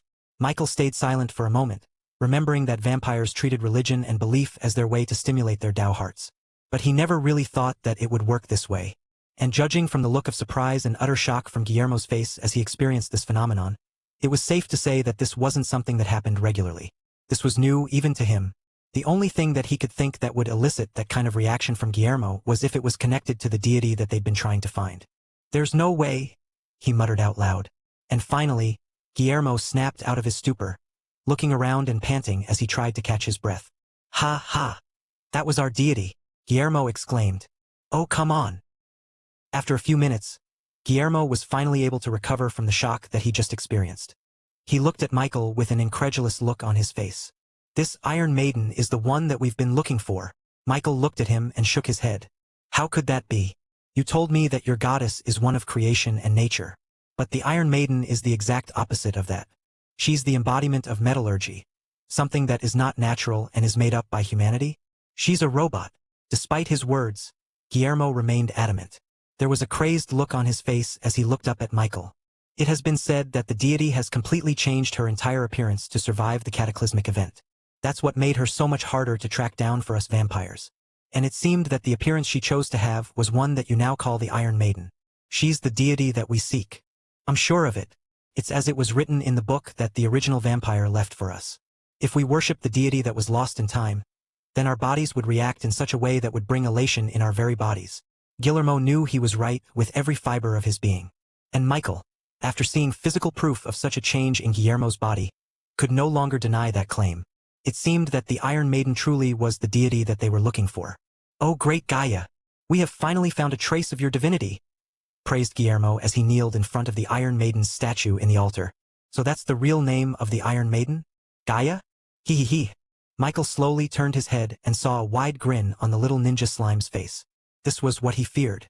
Sir, do you appreciate the Iron Maiden? Fudge said, jumping towards Guillermo. Yes, now that we have found Gaia, or the Iron Maiden, then it will become my life's mission. No, the entirety of the vampire race's mission to restore this religion back into its rightful glory. Hee hee hee. Really? Guillermo nodded, his eyes full of conviction. I shall report this to the other vampires back in Metropolis. I have to inform them of this discovery. Michael, sir, would you please transport me back? Although he didn't like Fudge having more followers and Vampire 1 at that, they still had a right to know the truth. Fine, he reluctantly replied. Chapter 680. Spilled Blood. Michael transported Guillermo and himself back into the nation of Reborn. They found themselves back into the main street of the Upperwood district, just in front of the Reborn headquarters. I can't wait to see the look on their faces when they realize what I have discovered. Guillermo immediately turned into a bat and led Michael through the streets of Metropolis before they eventually found themselves in one of inns that the vampires stayed in for the duration of their stay here in Metropolis. The whole building was reserved for the vampires, so there really wasn't much activity going on inside the inn. But as they got closer to this building, Michael felt that something was wrong. Guillermo must have felt it too, since he quickly stopped in his tracks and sniffed the air suspiciously. "What's wrong?" Michael asked him. "It's probably nothing," Guillermo said, his face no longer showing the excitement he once had. There was now a cautious look on his face as he entered their building. Even though the vampires preferred to stay in a completely dark building devoid of any lights, the hallway leading through the rooms seemed eerily dark. It was scarily silent, with no sign of movement anywhere. Vampires were famous for their stealth, but there was something different about this. As Guillermo and Michael walked closer towards the end of the dark hallway, the stench in the air got more and more intense. Guillermo was now sure of what he suspected. His footsteps got quicker, with his body turning into the shadows as he ran towards the room. They burst through the door, only to see bodies scattered around the floor. Michael immediately used his supreme skill, and was relieved to see that the vampires weren't dead. The necrotic energy inside their bodies was faint, but it was still present. They were still clinging onto their life, but just barely. There was blood spilled along the floors, stemming from the 2 small puncture marks on the necks of each unconscious vampire. "A vampire did this," Guillermo concluded as he propped up one of his friends on his lap. "A vampire? Why would they even do this? Were they so desperate for blood that they even turned on their own species?" Michael asked, perplexed at this whole situation. But Guillermo shook his head. "This wasn't out of hunger. Look at the blood on the floor. Spilled. No, this is something more sinister. The motive for this crime is simply through pure hatred. Do you have any idea who would do this?" Michael then looked around and saw that about 20 vampires were knocked unconscious. Yet, there weren't any signs of struggle in the room. No broken floor tiles, no splintered tables, nothing. To take down that many people with such ease would either take a tremendous amount of people, or a tremendous amount of strength. "The only one who'll know what happened are them," Guillermo said, kneeling down towards a vampire. He then bit his own forearm, creating a puncture wound that let his blood drip into the unconscious vampire's mouth. As soon as the blood got absorbed into his mouth, the vampire's hands twitched. It wasn't long before the vampire regained consciousness, slowly blinking out the drowsiness in his eyes. He made eye contact with Guillermo, and the vampire's eyes widened. And with the remaining strength in his body, the vampire grabbed Guillermo's collars and whispered words of warning. "It's them." Then, the vampire faded back into unconsciousness, unable to handle the injuries he sustained. "Them?" Michael questioned. As for Guillermo, he didn't seem to have that many questions after this revelation. He knew exactly who he was talking about. "If they're the ones that did this, then the whole of Metropolis may be in trouble," Guillermo said with gravity in his voice. "What? Are they so powerful that they can defeat the likes of Alaric or Potbowl?" "No. But they aren't targeting those people from power. They're targeting the normal humans, the vulnerable citizens of Metropolis," Guillermo revealed. "If that's so, then we should alarm the others so that we can prepare for the attack," Michael suggested. But in Guillermo's eyes, this wasn't enough. "Us vampires specialize in stealth. That is our main power, and we are so proficient at it that there are rules in place within our society to limit our stealth within ethical rules. But this group does not follow that. They will strike undetected and leave the scene of the crime before their victims even realize what's happening. If we try to get the other people involved, then we'll only be spooking them to hide even deeper in the shadows. They will be almost impossible to find." As a vampire himself, Guillermo knew how serious the situation was. "What do you suggest we do?" Michael asked. "I'll have to find them myself and put a stop to this. No offense, but humans have no way of unearthing a conspiracy of this level involving these vampires." From how Guillermo kept talking about this group of vampires, it seemed that this was a common problem even back then in their native lands. Who are these groups anyway? And what are their intentions with the citizens of Metropolis? Guillermo pursed his lips, as if he was disgusted that he even had to think about those vampires. Although most vampires believe that finding the lost divinity of our deity will be accomplished by unearthing relics from our religion from the ancient past, there are a few extremists within us who believe differently. They call themselves purists vampires. They believe that in order to revive Gaia and regain our reflections, we must literally consume the blood of humans until we reach enlightenment. They think that it's the only way that we can return to the glory of what our species once was. To do so, they do not have moral or ethical boundaries to speak of. They treat humans as mere blood banks, made only to provide service for us vampires. I believe that's what they're trying to do with the citizens of Metropolis. This place is a prime target for their group, with the abundance of humans ready to be harvested. After hearing this, Michael couldn't help but be disgusted the same as Guillermo. If what he said was true, then they truly needed to be stopped. "I'm helping you," he said to Guillermo. "That's nice of you, Michael. But I'm afraid that us vampires are not only excellent in stealth but also reconnaissance. Those purists will ensure that no one will be able to infiltrate their base without them knowing. Even I, as a vampire, am not sure that I can remain unseen from their eyes." Now, even if Guillermo knew about Michael's true powers, there was still a point to his words. After all, vampires are beast folks. Their power comes from their Tao hearts, which means that all of their abilities will be using ability powers. Even his stealth magic couldn't remain unseen in their eyes. If he had his own stealth ability, then it would have been fine. But he doesn't have one. However, he still had one thing that could help him infiltrate the vampires without being seen. And that was through his drone. Chapter 681. Stealthy Drone. His drone was the only thing that would allow him to bypass the natural ability of the vampires to stay unseen deep in the night. Their stealth didn't rely on the fabric of magic in reality. It actively rewrote it, making magic almost entirely unable to fight against it. But his drone wasn't entirely made out of magic. Its structure was made out of mithril, a material made from the combination of all mana to create unity, a power that could even contend with abilities. And the circuitry that made its flight even possible was all through the addition of Sudrops, making its power conform similarly to abilities. This meant that the upgrades that he purchased in the drone worked with both magic and abilities. And it just so happened that there were a lot of options he could choose in the drone shop that fit perfectly in this type of situation. He looked deep inside his mind, finding the upgrade window of his mithril artifact. The 3D representation of his drone appeared in his vision, allowing him to manipulate it as if its blueprint was right in front of him. Mithril artifact. Drone. Spirit of old. 5 drops. Vision. Camera. Drone vision. Magnetic vision equals 3. Weapon. Unity firearms. Unity gun. Ability. Switch inventory equals 1. Propeller. Stealth. Muffled propeller equals 1. Speed. Double blades equals 1. Frame. Stealth. Camouflage equals 1. Invisibility. Phase through equals 3. Defense. Unity shield equals 1. Expansion. Drones. Mini drone?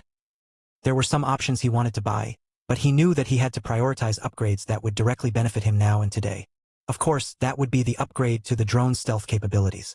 A must-buy would definitely be the phase-through upgrade, allowing the drone to literally pass through solid objects without much trouble. If he were to purchase this, then he wouldn't have trouble sneaking around the purest vampire's lair trying to find an entrance. He could simply pass through their walls. The next upgrade would definitely have to be for the propellers. Right now, the only upgrade he could purchase was the muffled propellers, which was quite cheap, needing only 1 drop. He just hoped that if he purchased this option, he would be able to unlock a better option to buy. Those were the 2 upgrades currently in his mind. "Michael, may I have a suggestion?" "What is it?" "I think that purchasing the reduce upgrade for the drone will greatly enhance its stealth capabilities. With the upgrade, you will be able to shrink the drone into the size of a small bird, reducing the needed thrust for it to fly and therefore reducing the noise that the propellers have to make." ChatJK5's advice made complete sense. The smaller the drone, the smaller the noises it could make. And if he paired that up with the muffled propellers upgrade, then the drone would practically have to be right up in somebody's ears before they heard the noise. "You're right, ChatJK5. I'll add that to my list." With those 3 upgrades together, it would cost him a total of 5 drops, which was exactly what he had left in his inventory from the auction. Without hesitation, Michael picked on the purchase option, with the drone starting its transformation. The drone, which was perpetually hovering in the air above Michael at all times, slowly descended back towards him. Guillermo suddenly raised his head, alarmed from the buzzing sound that he heard above him.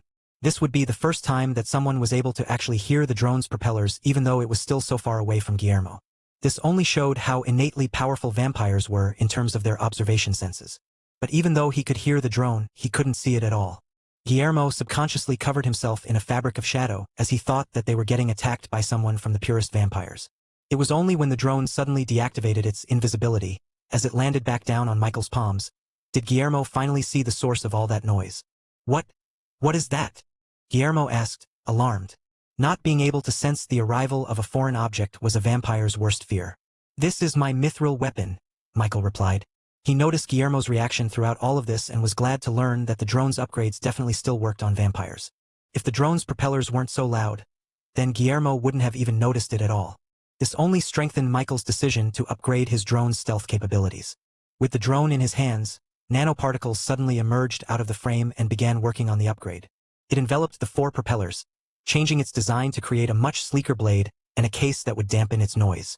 As for the next 2 upgrades, the nanoparticles worked on the drone's internal circuitry, creating a modular option to change the molecular density of the drone, allowing it to phase through objects as well as change its shape at will. Knowing that the drone would take about 30 minutes to complete its upgrade, Michael changed his focus on other matters. He looked back at the drone option shop and began thinking about the next set of upgrades he could buy.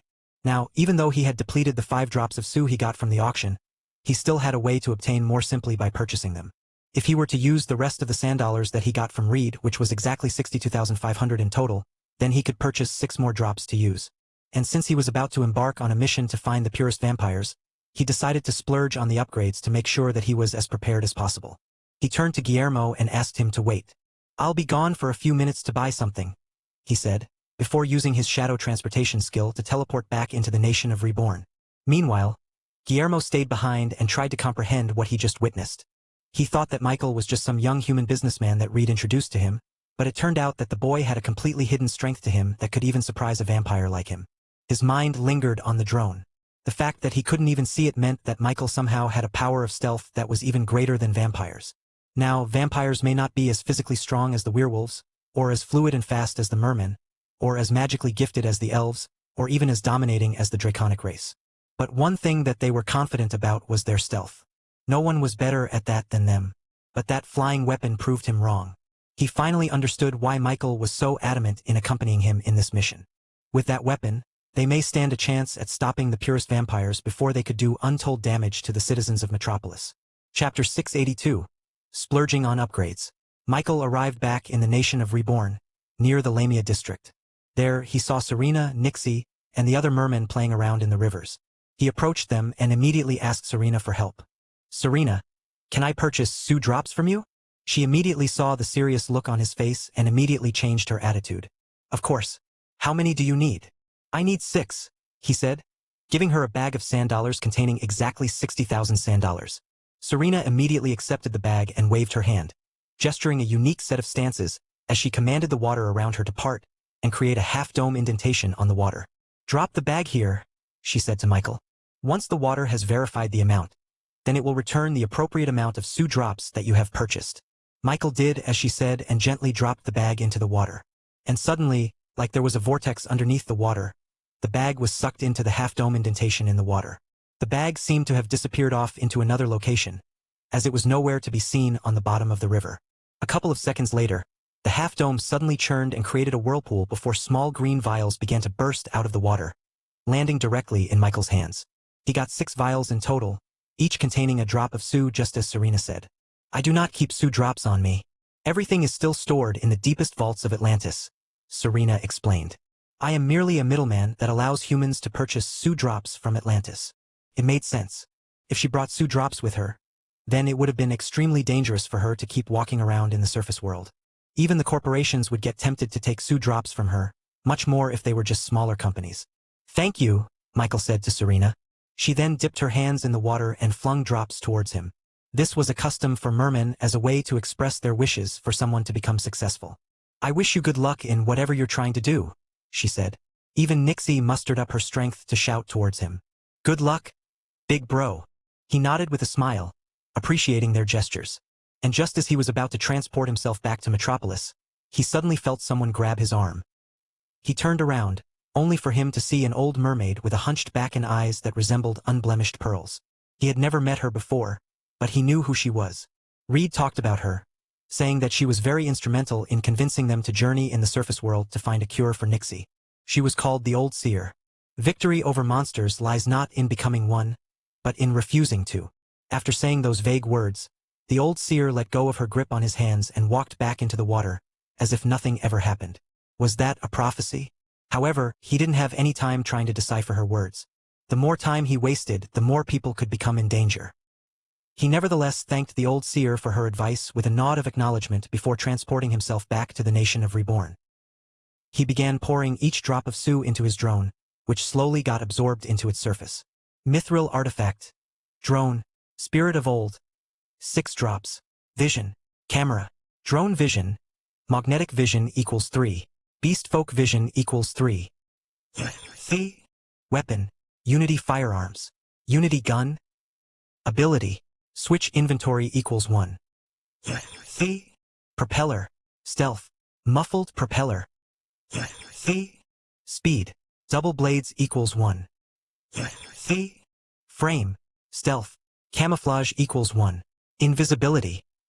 Defense. Unity shield equals 1. Expansion. Drones. Mini drone? Surprisingly enough, he seemed to have unlocked a new option after his previous upgrades. Beast folk vision. This upgrade is a counterpart to the magnetic vision upgrade, allowing you to see a beast folk's cultivation and a description of their power. This upgrade was very much perfect for the mission against the purest vampires. If he purchased this upgrade, then he wouldn't need to wait until the vampires showed him his power to start preparing himself on how to defeat them. He could stalk them and find out their weaknesses just through his drone. Back then, he wanted to buy the magnetic vision because of his frequent run-in with magnetics, but it seemed that that upgrade would have to wait. His focus right now was on the vampires. As for the next upgrade, he was debating on 2 options. First would be the Unity Gun MK.2 upgrade. Unity Guns MK.2. This upgrade will double the barrels for the current drone. The reload time will also be reduced for more damage per second. Any mini drones that you have purchased will also be equipped with their own barrel for a single Unity gun. Cost. 2 drops. Since it was very probable that they'd find multiple vampires in their lair, having his mini drone finally be able to shoot a Unity gun would be a tremendous help. However, another option he could go with was the Drone Hive upgrade. This would allow him to purchase as many drones as he could as long as he had enough Su drops to spend, effectively creating a true hive of drones at his disposal. But having more drones won't actually do anything unless they all had their own Unity gun barrels. Having more mini drones would only mean a better field of vision and more batteries to charge simultaneously. After some deliberation, Michael decided to go with the Unity Gun MK.2 upgrade. After all, the mini drones basically had no offensive capabilities unless he purchased the gun upgrade first. With no time left to waste, he purchased the 2 upgrades, spending 5 drops for it. More nanoparticles emerged from the drone, starting the upgrade process once again. And this time, even the mini drone was involved as a gun barrel started to form at its base, finally having some offensive capabilities. While he was waiting for the upgrade, he and Guillermo set out in search of the purest vampire's lair. They'll be hiding in plain sight, somewhere where there will be a lot of people for them to target. Guillermo took charge of the investigation, scanning every nook and cranny of the streets of Metropolis. It wasn't long before they stumbled upon a dark alleyway that seemed to be a dead end. "This is it. They're here," Guillermo said, his nose twitching from the faint smell of human blood in the air. The purists have undoubtedly captured a few victims by now. This alleyway looked to be completely empty, with no windows or doors leading to anywhere, but they could hear the sounds of a busy market just over the side of the walls. If the purist vampires were going to be anywhere in Metropolis, then they'd be here. And as a vampire himself, Guillermo could see faint evidence of blood power surrounding the place, making it seem normal to the eyes of normal people. Chapter 683, Purist's Lair. Thanks to Guillermo's skill and familiarity with the ways of the purist vampires, they were able to locate their lair without any problem. If it weren't for him being in the nation of Reborn the moment that the purists ambushed the other vampires, then he probably would have been knocked unconscious the same as they had, and no one would have even known that the purists were even here in Metropolis plotting something nefarious. By the time the officials from Metropolis found out about it, it would have already been too late. Guillermo carefully put his hand on the wall. Then, blood seeped out of his skin and smeared on the stone brick walls. Suddenly, his blood continued to roll through invisible grooves in the wall, creating a circular pattern with strange hieroglyphic symbols made out of blood. "They've put up a blood power in the 5th Dao stage to achieve this kind of stealth," Guillermo muttered. "5th level Dao?" Michael asked. "Just like you humans, us beast folks have our own cultivation levels. We may have different powers, with the merman commanding water and us vampires commanding blood, but the stages in our cultivation levels are similar in power and can be compared directly. It can even be compared to human magnetics, meaning that this blood spell right here was made by someone at the same level as a 5th stage body formation magnetic. Theoretically, anyone below the 5th stage of both body formation and Dao would not be able to enter the purest vampire's blood spell without alerting its creator. I'm just barely at the 5th stage of Dao. I can hide myself as we enter their lair, But I won't be able to extend my power to you. Guillermo wanted Michael. What stage are you? I'm in the 4th stage, he replied. But don't worry. I can enter the lair without problem. Enough time had now elapsed for the drone's upgrade to finally finish. He took out the drone from his pocket and saw that, externally, not much had changed from its design. The only thing that was different were the propellers, which once had an open design that showed the propellers to the outside. But now, there was just a circular vent around the propeller case with the propellers hidden inside it. He piloted it to fly, with its buzzing having become noticeably quieter. Even Guillermo noticed the difference, and could now only hear a slight buzz in the air even though he was only a few meters away from Michael. Such a change. How is that possible? Michael didn't answer and separated the main drone from the mini-drone. A much smaller and sleeker version of the drone flew besides Michael, now having a protruding barrel on its bottom. He commanded it to change its aim, and the barrel changed its direction as he wanted it to. Next, he tested its new ability to shrink in size. With just a thought, the main drone suddenly vibrated as its molecular structure shifted and lessened the space in between its atoms. It decreased in size and could now fit squarely in his hands. And now, Guillermo could no longer hear the sound of the propellers buzzing from the drone. If he didn't know that the drone was even there, then he wouldn't have even noticed the near-mute buzzing from the propellers. Not only that, but once the drone activated its invisibility, its very presence in reality seemed to have disappeared with it. Guillermo was thoroughly impressed. This weapon would definitely be able to infiltrate the purist's lair without them even knowing about it. This was very high praise coming from a vampire. Can you use the same powers as your flying weapons? Guillermo asked expectantly. If he could, then he could join the infiltration inside. But Michael shook his head. No, that's not where my abilities lie. But I do have a way to solve that. He grabbed the main drone in the air and touched the miniature doors on its frame, and suddenly, his entire body got sucked into a pocket dimension inside the drone. Once he opened his eyes, he saw himself back in the control room subspace, piloting the drone from the inside. This was his solution. He might not have an ability dedicated to stealth, but he could simply jump into his drone and take advantage of its new stealth abilities instead. Michael? Guillermo asked, looking around trying to find where he disappeared off to. The drone then materialized in front of him. I'm here, Michael said to him, with Michael's voice being transmitted directly from the control room. Is this good enough to get inside the lair? Guillermo nodded. I don't know how you did that, but with this, we'll have no problem bypassing the security system they put in place. Let's go. He touched the blood circle inscribed in the wall, using his own blood power to temporarily override its systems and give them an entry point inside. Michael saw the blood in the walls start to recede back into the very stone itself. Not only that, but the ability power imbued in it started to lose its glow as well. Finally, both of them walked inside the walls, with their bodies easily sinking into the wall as if it wasn't even there in the first place. And once they were inside, they saw nothing but blackness around them. Don't wander around on your own, Guillermo warned with a quiet whisper. They have traps set in place everywhere. Once those are triggered, they'll know we're here and they'll bolt faster than lightning to escape. Guillermo purposefully bit his thumb and let a drop of his own blood spill on the floor. Then, the blood flowed forwards, allowing Guillermo to see the right pathway ahead.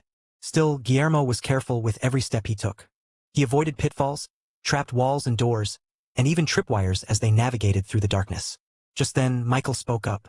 I'll take the lead, he said. How will you know where to find the blood spells left behind by the purists?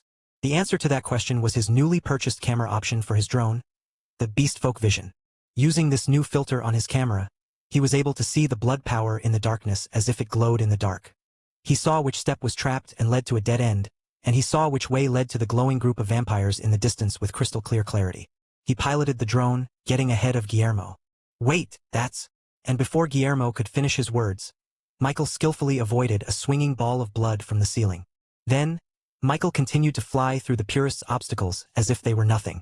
If Guillermo didn't know any better, then he would have thought Michael knew about this place beforehand. How are you doing this? Guillermo asked incredulously. He was so surprised that his voice almost triggered one of the blood traps on the wall. My weapon has unique powers, Michael explained. I can see the purists. After hearing their name, Guillermo was reminded of the severity of the situation and stopped asking any more questions. He followed Michael through the darkness before they found themselves just on the other side of a wall, with the purist vampires almost in front of them. Hello everyone, this is Shadow. Due to copyright restrictions on YouTube, I can't publish many of the audiobooks you love. That's why I've created a special paid service where you can enjoy over 300 high-quality audiobooks from platforms like Webnovel, Pocket FM, Audible, Wuxia, and more. Each novel comes as a one-time purchase, no subscriptions. No hidden fees. After payment, you'll receive full access via Telegram, along with all future updates for that novel. You'll find a wide selection of your favorite genres and titles, always in premium audio quality. Check the full list of available novels in the description. DM me now to get your favorite stories in audiobook form and start listening today.